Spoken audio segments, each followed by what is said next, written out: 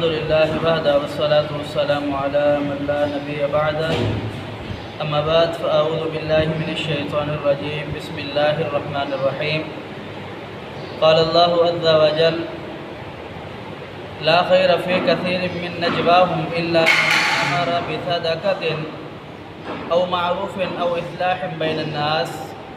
ومن يفعل ذلك ابتغاء مرضات الله فسوف نؤتيه أجرا عظيما لا خیر فی کثیر من نجواہم، اس میں خیر نہیں ہے کہ یہ جو سرگوشی کرتے ہیں، لا خیرہ نہیں ہے خیر فی کثیر من نجواہم، یہ جو سرگوشیاں کرتے ہیں اکثر بہت زیادہ، الا سوائے اس شخص کے امارا جو حکم دے بصدقۃ صدقے کا، او معروف یا پھر نیکی کا، او اصلاح بین الناس یا پھر لوگوں کے درمیان اصلاح کرنے کا۔ صدقہ اللہ رب العالمین کے ہاں ایک عظیم عمل ہے، اور نیکی کا حکم دینا یہ اس مسلمان امت کی خاصیت ہے، اور لوگوں کے درمیان صلح کروانا اللہ رب العالمین کے ہاں عظیم عمل ہے، بہت بڑا۔ پیچھے منافقین کا تذکرہ ہو رہا ہے کہ یہ منافقین مسلمانوں کے بارے میں پروپیگنڈا کرتے ہیں اور سرگوشیاں کرتے، چھپ کر کے باتیں کرتے کہ کہیں نہ کہیں سے مسلمانوں کو دبایا جائے، ان کو شکست دی جائے، ان کے خلاف ایسے کام کیے جائیں جن سے ان کی توہین ہو اور تذلیل ہو، معاذ اللہ۔ اللہ رب العالمین نے فرمایا اس کے اندر ذرہ برابر بھی خیر نہیں ہے سوائے اس شخص کے جو شخص حکم دے بصدقۃ صدقے کا۔ صدقہ اتنا عظیم عمل ہے کہ اللہ رسول اللہ صلی اللہ علیہ وسلم کی حدیث ہے کہ آنے والی جو بلائیں ہوتی ہیں، مصیبتیں ہوتی ہیں، عظیمتیں ہوتی ہیں، اللہ رب العالمین صدقے کی وجہ سے وہ ٹال دیتا ہے، دور کر دیتا ہے، اور روز قیامت اللہ رب العالمین اس صدقے کو جو آپ نے کھجور کی شکل میں دیا ہوگا وہ کئی پہاڑوں کی شکل میں آپ کو اجر بنا کر کے دے گا۔ یہ صدقہ اتنا عظیم عمل ہے۔ اور پھر فرمایا کہ او معروف یا پھر نیکی کا حکم دے یا نیک عمل کرے، نیکی کے کام کرے، یہ اس امت کی خاصیت ہے، خاصہ ہے۔ اللہ رب العالمین نے قرآن پاک میں ارشاد فرمایا کنتم خیر امۃ اخرجت للناس تأمرون بالمعروف وینہون عن المنکر۔ یہ اس امت کو اللہ رب العالمین نے باقی امتوں پر یہ امتیاز حاصل کر دیا، کہ امتیاز دے دیا کہ تم بہترین امت ہو بنسبت دوسری امتوں کے۔ اس کی وجہ یہ ہے کہ تم نیکی کا حکم دیتے ہو اور برے کاموں سے روکتے ہو۔ تو یہ اللہ رب العالمین کی دعوت کا، پیغام کا پھیلانا، اس کو آگے پہنچانا، یہ ہر ایک کی ذمہ داری ہے۔ اللہ رب العالمین نے قرآن پاک کے اندر ارشاد فرمایا قل ھذہ سبیلی ادعو علی اللہ علی بصیرۃ انا ومن اتبعنی۔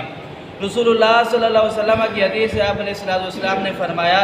بلغوا انی ولو آیا، جو چیز مجھ سے سن لو اس سے آگے پہنچا دو، یہ مسلمان کا حق ہے۔ اور اس وجہ سے اللہ رب العالمین نے اس امت کو دوسری امت پر فوقیت اور عظمت عطا کی ہے۔ آگے رب تعالیٰ فرماتے ہیں او اصلاح بین الناس، یہ تیسرا عمل یہ ہے کہ لوگوں کے درمیان اصلاح کرے، لوگوں کے درمیان صلح کرے، لوگوں کے درمیان اصلاح کے پہلو لے کر کے آئے، نہ کہ لڑائی کے۔ جناب رسول اللہ صلی اللہ علیہ وسلم کی حدیث ہے، آپ علیہ السلام نے فرمایا کہ اے میرے صحابہ، کیا تمہیں میں ایسا عمل نہ بتاؤں جو روزے سے بھی زیادہ عظمت والا ہو، نماز سے بھی زیادہ عظمت والا ہو، اور صدقے سے بھی زیادہ عظمت والا ہو؟ تو رسول اللہ صلی اللہ علیہ وسلم کو صحابہ کرام نے فرمایا کہ اے اللہ کے رسول بتلائیے آپ ایسا عمل۔ آپ علیہ السلام نے فرمایا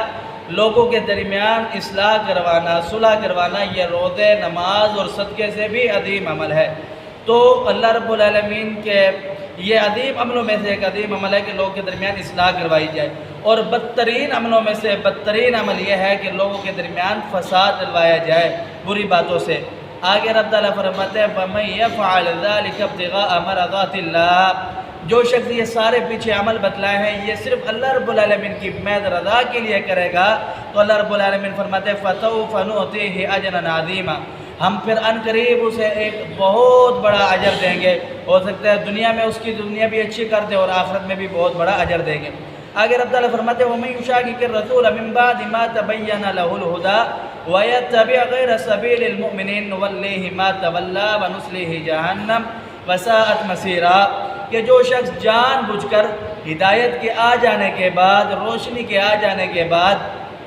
اللہ رب العالمین کے قرآن اور فرامین محمد کریم صلی اللہ علیہ وسلم کے آنے کے بعد پھر اس راستے سے منہ موڑ لے، سمجھ کر جان بوجھ کر اللہ رب العالمین فرماتے ہیں وَنُصْلِهِ جہنم، اس کا ٹھکانہ جہنم ہے، نُوَلِّهِ مَا تَوَلَّىٰ، جہاں وہ پھرنا چاہتا ہے اللہ رب العالمین اسے وہیں پہ پھیر دے گا۔ یہ بھی منافقین کا تذکرہ ہے، پیچھے فرمایا لا خیر فی کثیر من نجواہم، تمہیں پتہ ہے، علم ہے کہ رسول اللہ صلی اللہ علیہ وسلم پر جو کتاب نازل ہوئے وہ سچی ہے، اللہ کے رسول آخری پیغمبر ہے، سچے رسول ہے، اس کے بعد تم یہ عمل کرتے ہو تو پھر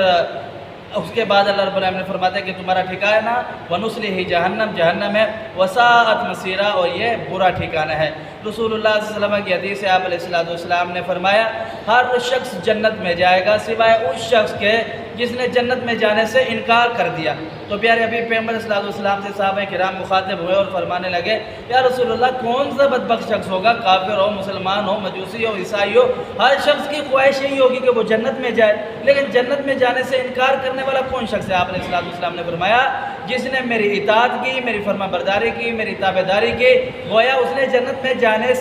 جنت میں جانے کا اقرار کیا کہ میں جنت میں جانا چاہتا ہوں۔ جس نے میری نافرمانی کی جان بوجھ کر، گویا کہ اس نے جنت میں جانے سے انکار کر دیا۔ رب تعالیٰ سمجھنے عمل کی توفیق دے۔ قل قولی ھذا استغفر اللہ لی ولکم ولسائر المسلمین۔